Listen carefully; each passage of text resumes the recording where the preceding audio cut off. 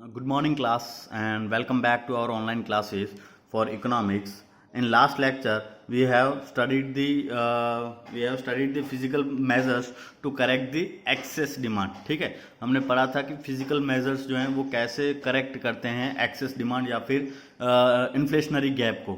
ठीक है, तो in the same way today we are going to study the how this physical measures going to correct the deficit demand और deflationary gap. ठीक है, तो जैसे मैंने आपको प्रीवियस लेक्चर में भी बताया कि excess demand is main reason behind the excess demand, that is their individual have a more money to spend. ठीक है, क्योंकि कस्टमर के पास जो है ज़्यादा अमाउंट होता है स्पेंड करने के लिए. Due to that reason only excess demand is situation is prevailing in to the economy.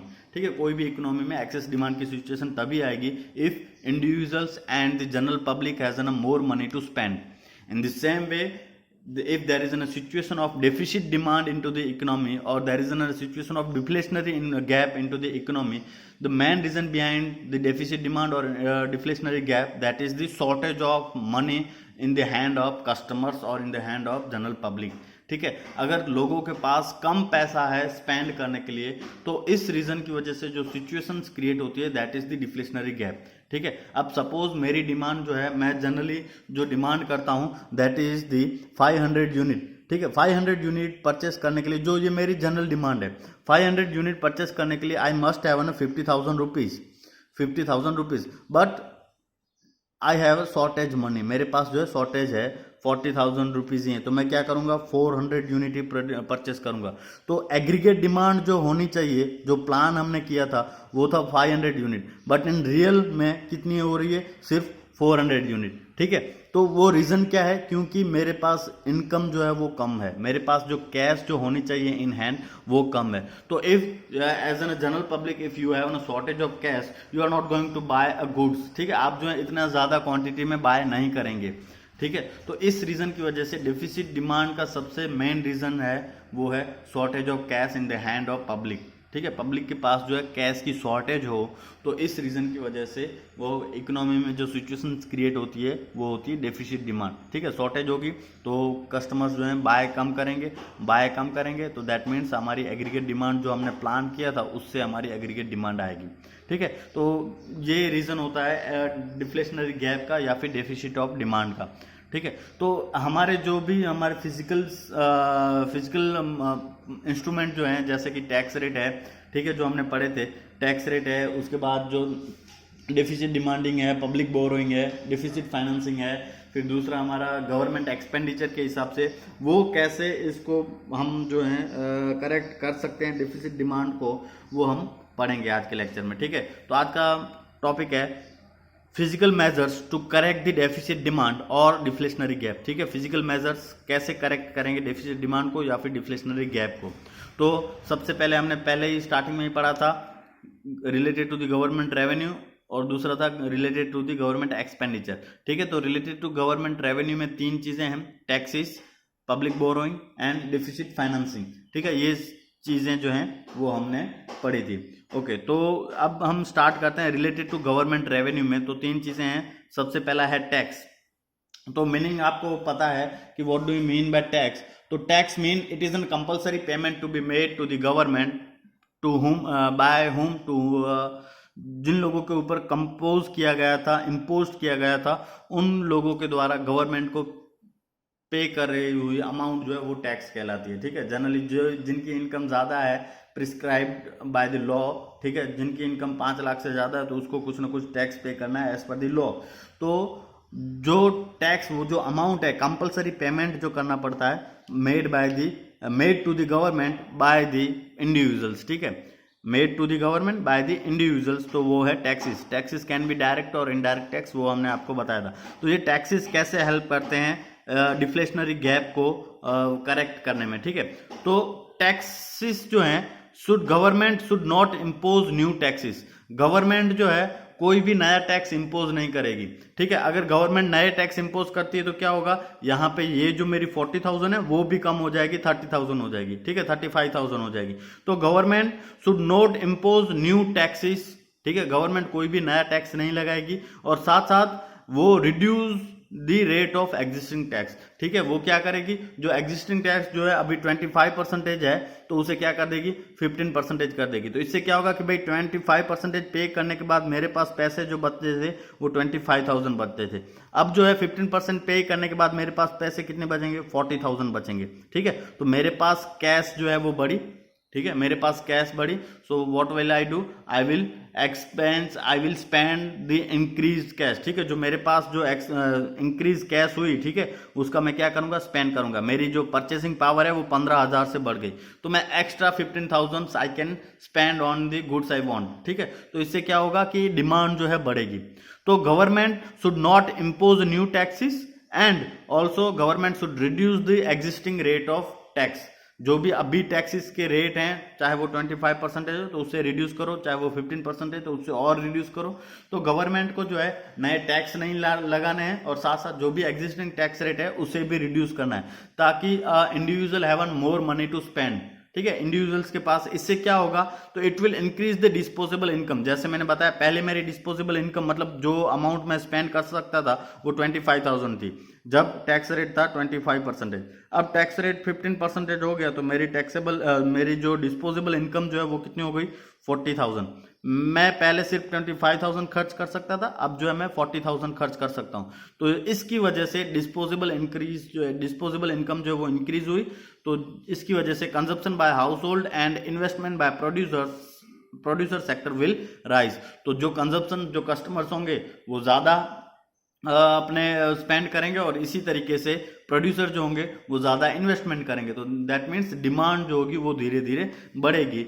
AD is increase and deficit demand is corrected. तो टैक्स रेट को, नए टैक्स रेट लगाने नहीं है और टैक्स रेट जो एग्जिस्टिंग है उसको रिड्यूस करने से डिस्पोजेबल इनकम बढ़ेगी।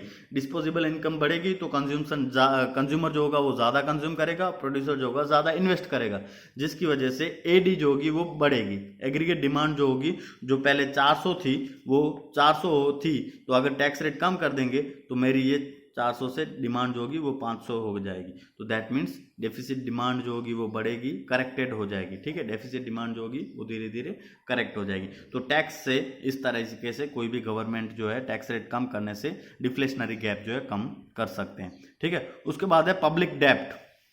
अब पब्लिक डेब्ट का मतलब क्या था, तो पब्लिक डेब्ट means it refers to the borrowing by the government from the public through the issuing of security. ठीक है, पब्लिक डेब्ट मतलब when government issue a new shares, ठीक है, government issue a new security to the public और वहां से पैसे लेती है, तो दैट इज द पब्लिक डेब्ट। ठीक है, उसे हम पब्लिक डेब्ट कहते हैं। अब वो कैसे इंपैक्ट करती है, कैसे करेक्ट करती है डिफ्लेशनरी गैप को, तो government should decrease the public डेब्ट। गवर्नमेंट जो है वो नए सिक्योरिटीज को इश्यू ही नहीं करनी चाहिए गवर्नमेंट को। एंड ऑल्सो गवर्नमेंट में offer buy back the issued security, मतलब गवर्नमेंट ने जो प्रीवियसली कुछ सिक्योरिटी इश्यू किए थे उसको बाय बैक कर लेना। ठीक है, सपोज गवर्नमेंट ने 2005 में जो है शेयर इश्यू करके 50,000 रुपीज जो है जनरल पब्लिक से लिया था। ठीक है, अब अगर इकोनॉमी में डिफ्लेशनरी गैप है, ठीक है, इकोनॉमी में इतने पैसे नहीं है, तो क्या करना चाहिए गवर्नमेंट को, ये जो शेयर इन्होंने इश्यू किए थे 50,000 रुपीज जो पब्लिक के पास से लिए थे वो पब्लिक को वापस दे देना है, वो पब्लिक को वापस कर देना है। That means buy back. ठीक है, buy back the issued security previously, जो भी प्रीवियस ईयर्स में गवर्नमेंट ने जो भी सिक्योरिटी इश्यू की थी उसको वापस से परचेस कर ले। अब वापस से परचेस कर ली मतलब सिक्योरिटी परचेस कर ली, तो वो क्या देगी वापस, पैसा जो भी गवर्नमेंट, जो भी पब्लिक का पैसा है वो उन्हें वापस करेगी। तो उनके पास फिर से पैसे आएंगे, it will increase the disposable income. Disposable income increase होगी तो क्या होगा, consumption by household and investment by producer sector will rise. ठीक है, अगर इनके पास पैसे आए, पब्लिक के पास पैसे आए, तो वो क्या करेगी, कंजप्शन भी बढ़ाएगी और जो प्रोड्यूसर होंगे वो इन्वेस्टमेंट बढ़ाएगी। और अगर इन्वेस्टमेंट और कंजप्शन बढ़ा तो that means AD is increase and deficit demand is corrected. ठीक है, तो पब्लिक डेब्ट को कैसे यूज करना है गवर्नमेंट को, government should decrease the public डेब्ट और government also may offer a buy back to the issued security. ठीक है, जो उन्होंने पहले सिक्योरिटी इश्यू की थी उसको वापस से परचेस कर ले, ताकि इनके पास इनकम जो है, डिस्पोजेबल इनकम जो है वापस आ जाए। ठीक है, डिस्पोजेबल इनकम जो है वापस आ जाए। और अगर डिस्पोजेबल इनकम बढ़ गई तो ये क्या होगा, consumption by household and investment by producer sector will rise. ये कंजप्शन हाउस होल्ड सेक्टर जो है वो कंजप्शन करेंगे, स्पेंड करेंगे अमाउंट, और जो प्रोड्यूसर सेक्टर जो है वो ज़्यादा इन्वेस्टमेंट करेंगे। तो इसकी वजह से AD will be increase and deficient demand is corrected. जो इन्फ्लेशनरी डिफ्लेशनरी गैप जो होगा वो क्या हो जाएगा, करेक्ट हो जाएगा, सही हो जाएगा। ठीक है, तो पब्लिक डेट को इस तरीके से यूज करना है। उसके बाद है डिफिसिट फाइनेंसिंग। डिफिसिट फाइनेंसिंग, अब इसका मीनिंग क्या है, तो it refers to the issuing a more currency to meet the budgetary deficit. ठीक है, जब गवर्नमेंट नए पैसे इश्यू करती है, गवर्नमेंट जब नए नोट जो है इश्यू करती है तो उसे हम कहते हैं डिफिसिट फाइनेंसिंग। उसके पास, गवर्नमेंट के पास इसी हिसाब से भी पैसे आएंगे बाय इश्यूइंग न्यू करेंसी। ठीक है, नई करेंसी इश्यू करके, नई करेंसी प्रिंट करके जो पैसा आएगा गवर्नमेंट का वो भी उसकी इनकम ही है। तो वो गवर्नमेंट को क्या करना चाहिए, government should resort to deficit financing. Government को जो है ज़्यादा से ज़्यादा पैसा जो है प्रिंट करना चाहिए, नए पैसे जो है सप्लाई करना चाहिए। It will increase the supply of money, जिसकी वजह से इकोनॉमी में पैसा आएगा। ठीक है, तो government should resort to deficit financing, मतलब कि government should print the new currency. ठीक है, so that money supply will be increase into the economy which will increase the disposable income. और अगर डिस्पोजेबल इनकम इंक्रीज हुई, that means consumptions will be increased by the household sector and investment will be increased by the producer sectors, which will ultimately lead to the correction of deflationary gap।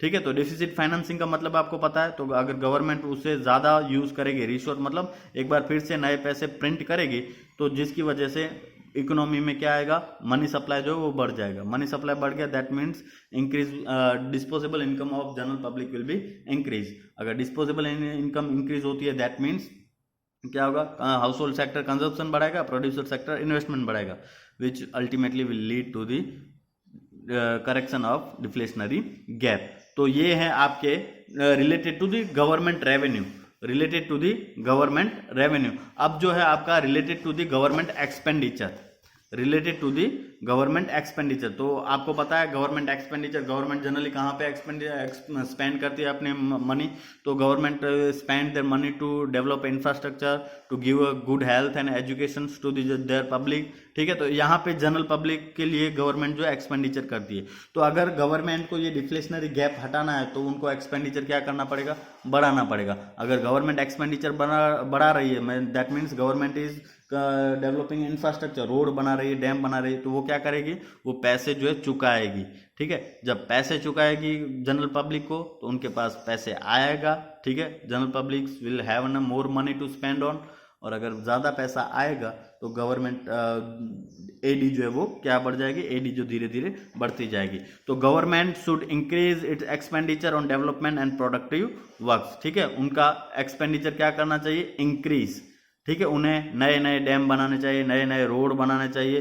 ठीक है, उसको नई public के लिए libraries, education के ऊपर, health के ऊपर नया नया खर्चा करना चाहिए, ताकि जनरल पब्लिक के पास पैसे आए, और उनके पास पैसे आने की वजह से मनी सप्लाई बढ़ेगी इकोनॉमी में। ठीक है, मनी सप्लाई बढ़ेगी तो डिस्पोजेबल इनकम ज़्यादा होगी लोगों के पास। अगर डिस्पोजेबल इनकम ज़्यादा है तो consumption will be increase by the household sectors and investment will be increase by the producer sectors, and which will ultimately lead to the correction of deflationary gap. तो इस तरीके से हमने दोनों पढ़ लिए, physical measures to correct the inflationary gap and physical measures to correct the deflationary gap.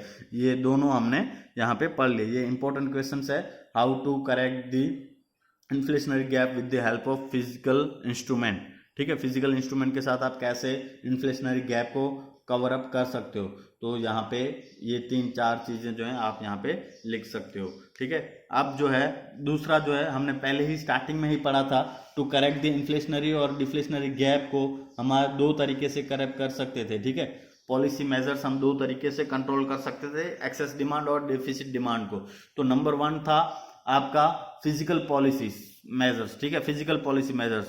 Number 2 था आपका मॉनेटरी पॉलिसी मेजर्स। तो हमने फिजिकल पॉलिसी मेजर्स दोनों के लिए कर लिए, number 1 to cure the excess demand and number 1 to cure the deficit demand. हमने फिजिकल पॉलिसी दोनों कर ली। अब दूसरी चीज है मॉनेटरी पॉलिसी। ठीक है, मॉनेटरी पॉलिसी। तो अब मॉनेटरी पॉलिसी के कौन से इंस्ट्रूमेंट है, क्या मीनिंग है, how monetary policies measures will help you to correct the deflationary demand and how to deflationary gap and how to monetary policies measures will help you to correct the inflationary gap. ठीक है, तो वो हम चीजें पढ़ेंगे। तो आज हम सिर्फ इसका मीनिंग पढ़ेंगे, कौन से इंस्ट्रूमेंट है वो पढ़ेंगे। ठीक है, monetary policy, what do you mean by monetary policy and what are the instrument of monetary policy, we will discuss this meaning only. ठीक है, आज के लिए हम यही पढ़ेंगे, आगे जो होगा वो कैसे करेक्ट करते हैं वो नेक्स्ट लेक्चर में हम पढ़ेंगे। ओके, तो आज के लिए हम जा रहे हैं monetary policies measures, monetary policies measures, monetary policies and meaning and it's instrument. ठीक है, आज हम जो पढ़ेंगे इनका मीनिंग ही पढ़ेंगे। तो सबसे पहला है monetary policies refers to the policy of the central bank of country to control money supply and credit into the economy. मतलब ये एक ऐसी पॉलिसी है, किसकी पॉलिसी है, of the central bank of the country. Central bank मतलब हमारी कौन सी सेंट्रल बैंक है, आरबीआई। ठीक है, तो आरबीआई की policy to control money supply and credit into the economy. RBI की ऐसी पॉलिसी जिसकी वजह से हमारी इकोनॉमी में कंट्रोल में मनी सप्लाई को कंट्रोल करे और क्रेडिट को भी कंट्रोल करे, that policy will be known as monetary policy. ठीक है, monetary policy refers to the policy of, किसकी पॉलिसी है, सेंट्रल बैंक की, किसके related, to control the money supply and credit into the economy. ठीक है, किसकी पॉलिसी है, control the money supply and credit into the economy. ठीक है, अब इसके इंस्ट्रूमेंट कौन से हैं, तो इंस्ट्रूमेंट ऑफ मॉनेटरी पॉलिसीज, तो दो इसको हम बायफरगेट कर सकते हैं। ठीक है, quantitative measures and qualitative measures. ठीक है, instrument of monetary policy, quantitative measures and qualitative measures. अब क्वांटिटेटिव मेजर्स में 5 हैं, क्वालिटेटिव मेजर्स में 3 हैं।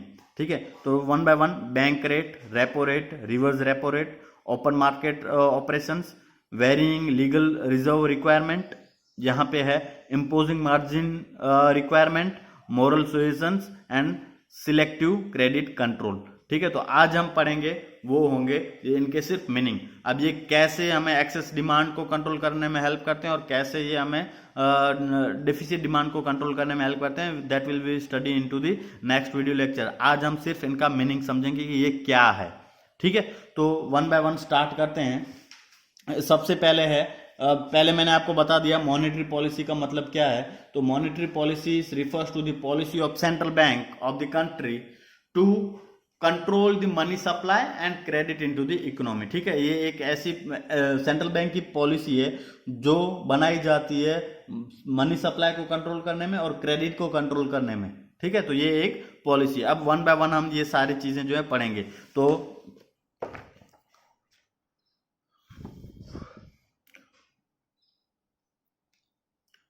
क्वांटिटेटिव मेजर्स में सबसे पहला है बैंक रेट।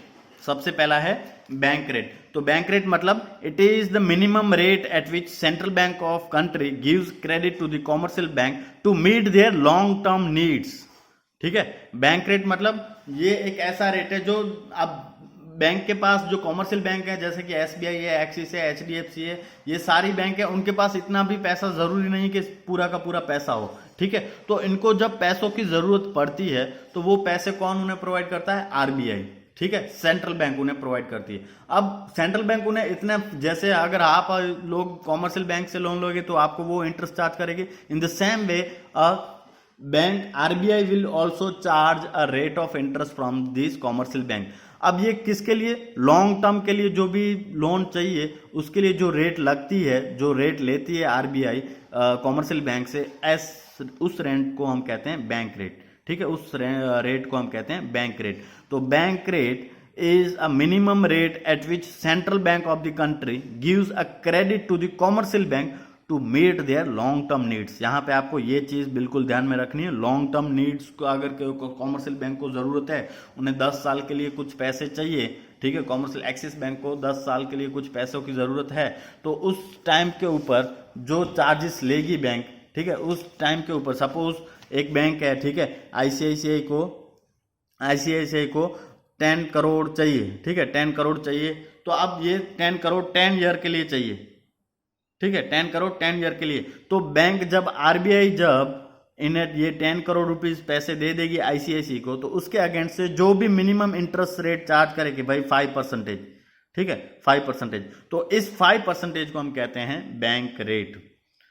ठीक है, क्यों? क्योंकि ये जो है लॉन्ग रन के लिए जो पैसे चाहिए, और अगर आरबीआई इन आईसीआईसीआई को प्रोवाइड करती है जो भी रेट ऑफ इंटरेस्ट हो, तो ऐसे रेट ऑफ इंटरेस्ट को हम क्या कहते हैं?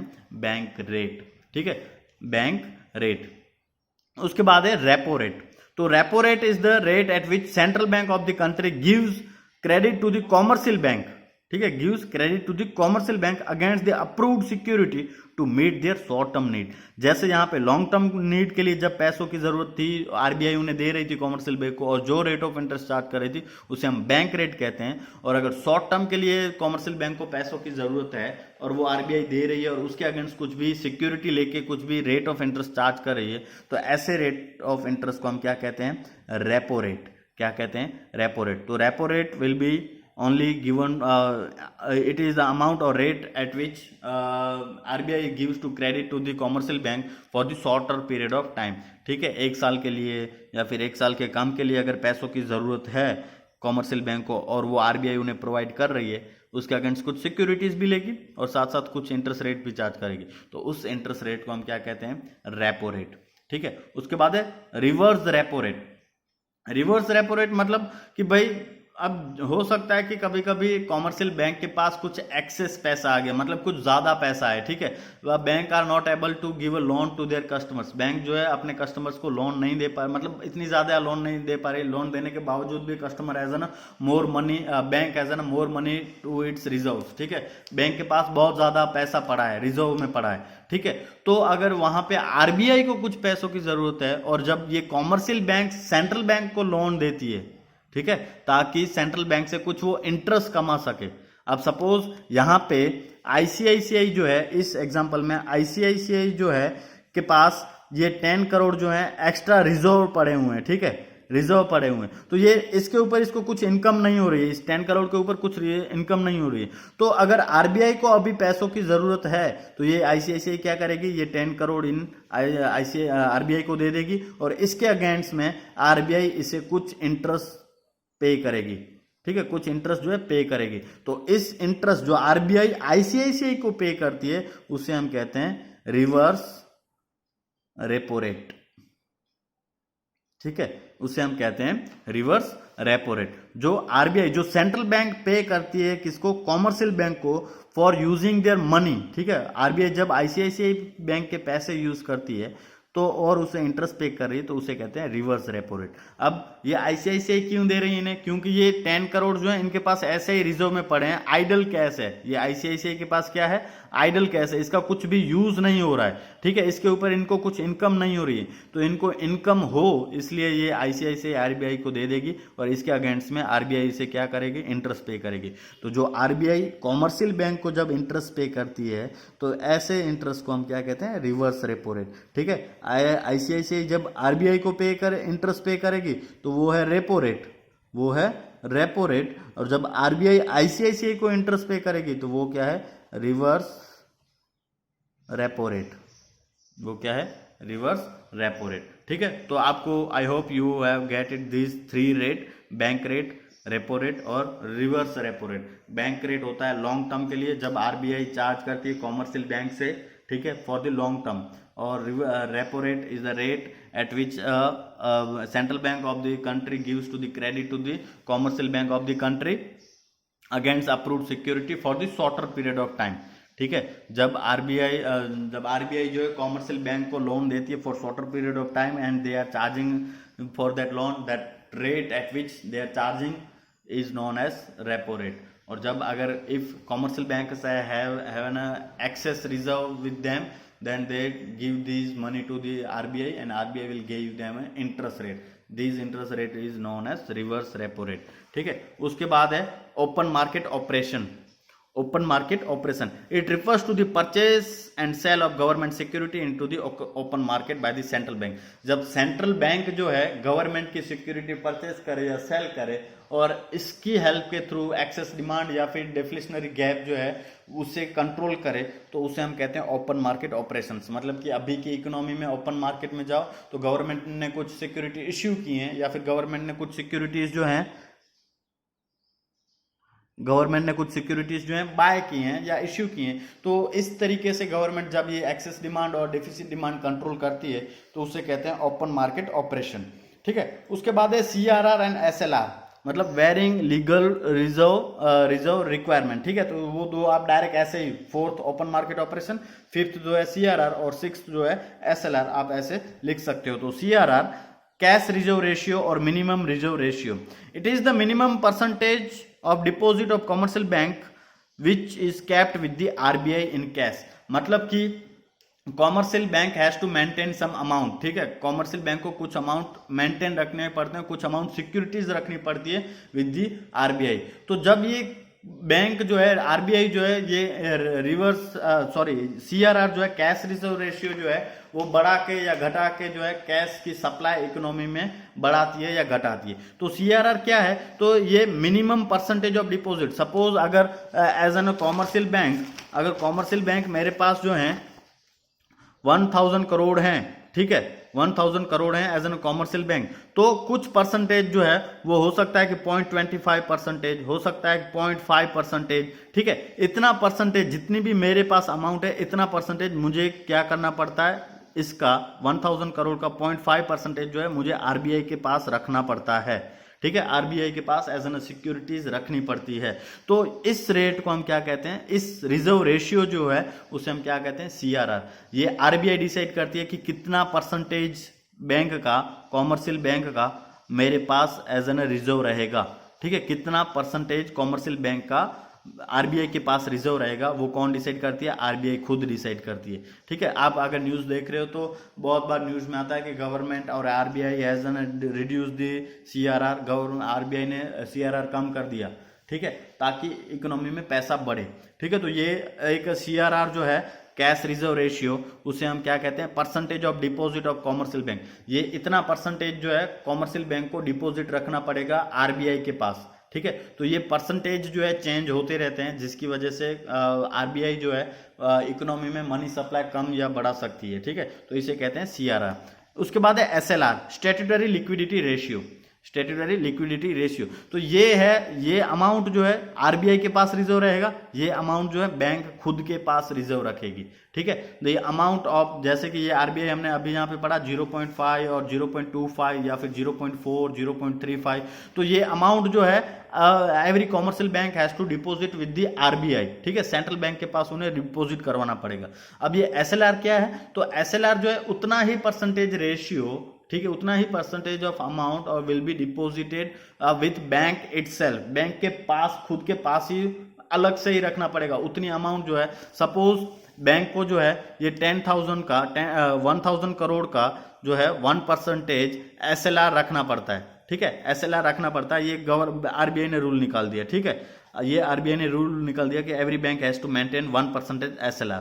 ठीक है, स्टैट्यूटरी लिक्विडिटी रेशियो जो है वो 1% मेंटेन करना पड़ता है। तो ये 1000 करोड़ के बैंक को कितना रखना पड़ेगा, 10 करोड़ जो है बैंक को अपने पास जो है SLR के हिसाब से मेंटेन रखना पड़ेगा। ये 10 करोड़ के ऊपर बैंक किसी को लोन नहीं दे पाएगी, बैंक किसी को किसी भी तरीके से कोई भी चीज़ें नहीं, ये 10 करोड़ बैंक को यूज़ नहीं कर पाएगी। ठीक है, तो ये SLR, यहाँ पे 10 करोड़ 0.5% थे, तो 5 करोड़ ये बैंक को जो है RBI के पास रखने पड़ेंगे। ठीक है, ये CRR में, और यहाँ पे SLR में क्या हो रहा है, 1% में 10 करोड़ जो है बैंक अपने पास ही रखेगी, bank can not use this amount. ठीक है, तो इसे हम क्या कहेंगे, SLR। यहाँ पे बैंक अपने पास ही रखेगी, यहाँ पे बैंक जो है RBI के पास रखेगी।